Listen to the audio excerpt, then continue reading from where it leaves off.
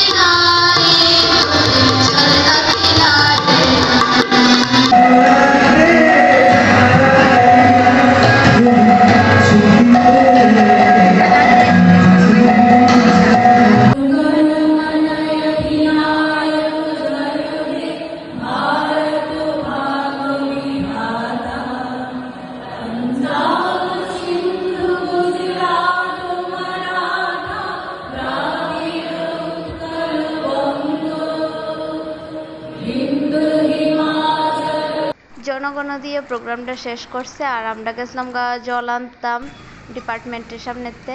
আর আমরা white pink group আইতেছিলাম। আর আমরা খাইছিলাম টিফিন আর ঠান্ডা খাই আমরা পড়ছিলাম বাড়িতে। বাবাই।